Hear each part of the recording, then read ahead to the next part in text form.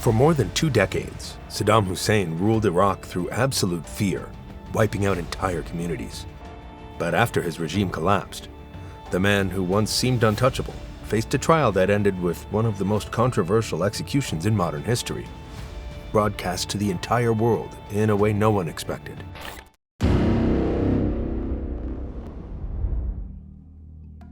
Saddam Hussein was born on April 28, 1937, in Al-Auja, a small village near Tikrit, about 140 kilometers north of Baghdad. He came from a poor family of peasant farmers, and his childhood was shaped by poverty and hardship. His name in Arabic roughly means "one who confronts," something many people later said matched the kind of leader he became.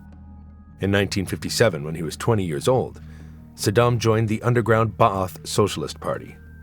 The Ba'ath Party believed in Arab nationalism, socialist economic policies, and the idea of uniting Arab countries under a secular government. A year later, in 1958, Saddam was arrested after killing his brother-in-law, who was a member of the Communist Party. He spent 6 months in prison before being released. On October 7, 1959, Saddam took part in a Ba'ath Party plot to assassinate Iraq's military ruler, General Abdel Karim Qasem, who had taken power in a coup the year before. Saddam and other gunmen ambushed Qasem's car in central Baghdad and fired dozens of shots at it. Qasem survived the attack, while Saddam was shot in the leg. He escaped Iraq and eventually reached Egypt, where he lived in exile for several years before returning after the Ba'ath Party gained more political power. Over the next 20 years, Saddam steadily climbed the ranks of the Ba'ath Party. He became known as a ruthless organizer who knew how to eliminate rivals and strengthen his own position. In 1979, at the age of 42, he forced his older cousin and longtime mentor, Ahmad Hassan al-Bakr, to step down as president. Saddam immediately took full control of Iraq. Within weeks, he accused dozens of senior Ba'ath Party officials of plotting against him. Many were arrested, and several were executed, sending a clear message that no opposition would be tolerated. From then on, Saddam ruled Iraq through fear. He built a huge network of secret police, intelligence agencies, and informants who watched the population closely. He also filled the most powerful military and intelligence positions with trusted relatives and men from his hometown of Tikrit, especially members of his own Albu Nasir tribe. This system later became known as Tikriti dominance, because so much power was concentrated in the hands of people from the same area. During his rule, Saddam launched several brutal campaigns that would later become central to the case against him. In 1980, he invaded neighboring Iran, starting the Iran-Iraq War. The conflict lasted 8 years and killed an estimated 500,000 people on both sides, making it one of the longest conventional wars of the 20th century. Near the end of that war in 1988, Saddam ordered the Anfal campaign against Iraq's Kurdish population in the north. Iraqi forces destroyed villages, carried out mass killings, and used chemical weapons against civilians. The most infamous attack happened in the town of Halabja, where poison gas killed thousands of civilians in a single day. One event during Saddam's rule would eventually decide his fate more than 20 years later. On July 8, 1982, Saddam was traveling through Dujail, a small farming town about 60 kilometers north of Baghdad. Most of the town's population was Shia Muslim, and many people there opposed his government. As Saddam's convoy drove through the town, gunmen from the Islamic Dawa Party, a Shia political and religious movement that opposed Saddam's secular Ba'ath government, opened fire in an attempt to assassinate him. Saddam escaped without injury, but his response was far harsher than the attack itself. Iraqi security forces quickly surrounded Dujail and sealed it off. Over the following days and weeks, they bulldozed farmland and destroyed orchards, wiping out the main source of income for many local families. Hundreds of people, including women and children, some only toddlers, were arrested and taken to prisons, including detention centers deep in Iraq's southern desert. Many remained there for years without ever being formally charged. In the end, 148 men and boys from Dujail were brought before Saddam's revolutionary court, a special court created to deal with people accused of threatening the government. They were sentenced to death, and many were executed soon afterwards. On March 20, 2003, the United States and its allies invaded Iraq. The American government told the United Nations and the public that Saddam's regime possessed weapons of mass destruction. After the war, investigators searched Iraq, but found that those weapons did not exist. Just hours after the first bomb struck Baghdad, Saddam appeared on Iraqi state television. As usual, he remained defiant, telling Iraqis that the invasion would fail and that his country would defeat the coalition forces. That didn't happen. Coalition troops advanced north from Kuwait much faster than many military experts had expected, despite the large size of Iraq's army on paper. Within about 3 weeks, they reached Baghdad. On April 9, 2003, a crowd gathered in Firdos Square in central Baghdad. With help from a U.S. Marine armored recovery vehicle, they pulled down Saddam's huge bronze statue. Television stations around the world broadcast the moment live, and it quickly became the symbol of Saddam's downfall, even though historians later pointed out that the crowd at the square was much smaller than it appeared on television. As Baghdad fell, Saddam disappeared. For the next 8 months, he became the most wanted man in Iraq.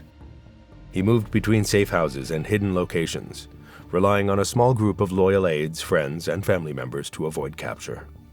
The United States offered a reward of $25 million for information leading to his arrest. Then on December 13, 2003, acting on information from people close to Saddam, U.S. soldiers from the Army's 4th Infantry Division, working alongside Special Operations Forces, found him hiding near a farmhouse outside the town of Ad-Dawr, close to Tikrit.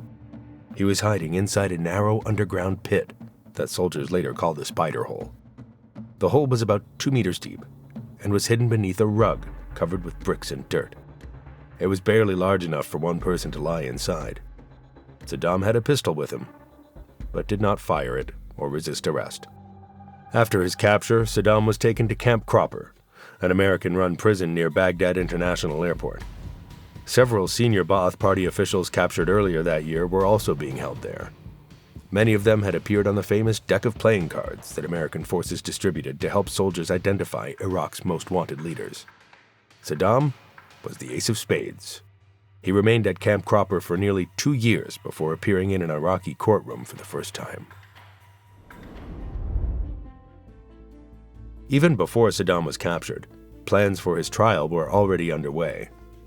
On December 9, 2003, the Coalition Provisional Authority, the American-led administration governing Iraq after the invasion, created the Iraqi Special Tribunal. The court consisted of 5 Iraqi judges and was established specifically to try Saddam and other senior members of his government for war crimes, crimes against humanity, and genocide committed since the early 1980s. Although American legal advisors helped organize the tribunal, it was officially an Iraqi court so that the new Iraqi government would lead the legal process. Prosecutors decided to begin with the Dujail case instead of the much larger Anfal campaign against the Kurds. The decision was mostly practical. The Dujail massacre was supported by clear documents, signed government orders, and a smaller number of victims. That made it much easier to present as a strong legal case. The trial began on October 19, 2005, inside Baghdad's Green Zone, the heavily guarded part of the city where the Iraqi government and coalition offices were located. Because Iraq was in the middle of a violent insurgency, the area was surrounded by blast walls, checkpoints, and thousands of security personnel. Saddam was tried alongside 7 former officials from his government. One of them was his half-brother, Barzan Ibrahim al-Tikriti, who had led the Mukhabarat, Iraq's feared intelligence agency, during the Dujail crackdown. Another was Awad Hamed al-Bandar, the former chief judge of the Revolutionary Court, the same court that had sentenced 148 men and boys from Dujail to death in 1982. From the very first day, Saddam refused to accept the court's authority. He insisted that he was still Iraq's lawful president and argued that a court created under an American-backed occupation had no legal right to put him on trial. Instead of focusing only on his legal defense, Saddam often used his time in court to criticize the American-led occupation and present himself as a political prisoner, rather than someone accused of crimes against humanity. The trial quickly became dangerous, reflecting the violence spreading across Iraq at the time. Shortly after the trial began in October 2005, defense lawyer Sadoun al-Janabi was kidnapped from his office and murdered. A few weeks later, another defense lawyer was shot and wounded. Then on June 21, 2006, gunmen dressed as police officers kidnapped and killed Khamis Obeidi, who had become Saddam's lead defense lawyer. He was the third member of the defense team to be killed during the trial. In protest, Saddam went on a hunger strike that lasted 19 days, saying his lawyers were not being properly protected.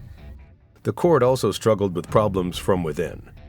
In January 2006, the chief judge Rizgar Mohammed Amin resigned after being criticized for allowing Saddam to speak too much and interrupt the proceedings. His replacement faced disagreements with the other judges, delaying the trial for nearly a week before it resumed on January 29, 2006. On February 28, 2006, prosecutors presented what became the strongest piece of evidence in the Dujail trial. It was an official government document approving the death sentences for the 148 people from Dujail, and prosecutors said it carried Saddam's own signature. Unlike witness testimony, which the defense could challenge, this document directly connected Saddam to the executions. It became one of the most important pieces of evidence used against him. Chief Prosecutor Jafar al-Musawi asked the court to sentence Saddam and 4 of his co-defendants to death. They included Barzan al-Tikriti and former Iraqi Vice President Taha Yassin Ramadan, both of whom had held senior positions during the Dujail crackdown. On November 5, 2006, after more than a year of testimony and court proceedings, the tribunal announced its verdict. Saddam Hussein was found guilty of crimes against humanity for his role in the Dujail killings and was sentenced to death by hanging. As the sentence was read, Saddam stood up and shouted in protest. He condemned the court, praised the Iraqi people, and continued to reject the tribunal's authority until the very end. His co-defendants, Barzan al-Tikriti and Awad al-Bandar, were also sentenced to death. Under Iraqi law, every death sentence was automatically reviewed by a higher court. At the time, many legal experts believed the appeals process could take years, delaying Saddam's execution while lawyers argued over legal procedures. That prediction turned out to be completely wrong. On December 26, 2006, Iraq's highest appeals court, made up of 9 judges, rejected Saddam's appeal and upheld his death sentence. Judge Arif Shaheen announced that under Iraqi law, the execution had to be carried out within 30 days. After this decision, Saddam had no more legal appeals available. The sentence still needed a formal signature from Iraq's president as part of the legal process. However, under Iraqi law at the time, the president had no authority to stop or reduce the sentence once the appeals court had made its decision.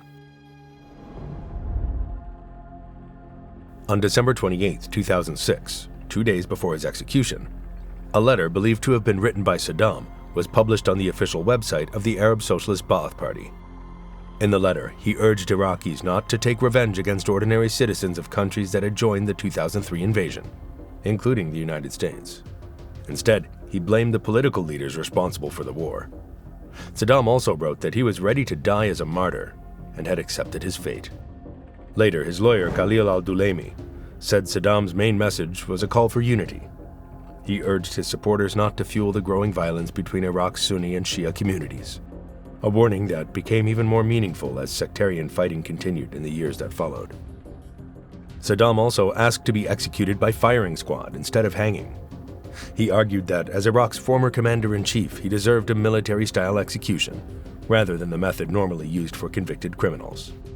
Iraqi authorities rejected that request. The court had ordered that he be hanged, and that decision did not change. The execution was scheduled for the early morning of December 30, 2006. The date was also the first day of Eid al-Adha, one of the most important holidays in Islam. The timing of the execution later drew criticism from many Sunni Muslims, who believed it was disrespectful to carry out a hanging on such an important religious day. The execution took place at Camp Justice, a joint Iraqi-American military base in the Qasamain area of northeastern Baghdad. There was a powerful irony in the location. The building used for the execution had once been the headquarters of Iraq's military intelligence under Saddam's own government. A senior Iraqi official later claimed that American officials wanted to delay the execution by about 15 days, reportedly because they wanted to be more careful with the process. But once all the legal paperwork was completed, the office of Iraqi Prime Minister, Nouri al-Maliki, decided to move ahead immediately. In the end, the United States did not stop the execution from taking place. At around 6 a.m. local time, Saddam was brought to the gallows. Iraqi executioners placed a rope around his neck. He was executed alone, not with his co-defendants as many people had expected. His half-brother, Barzan al-Tikriti, and former judge Awad al-Bandar were executed together on January 15, 2007. Saddam's cousin, Ali Hassan al-Majid, better known as Chemical Ali because of his role in the poison gas attacks on Kurdish civilians during the Anfal campaign, was not executed until January 25, 2010. After the execution, the Iraqi government released an official video. It showed Saddam being led calmly to the gallows and the noose being placed around his neck. The video ended before the trapdoor opened. It was clearly meant to show the execution as a controlled, lawful, and dignified act of justice that the new Iraqi government could defend before the world. That plan fell apart within hours.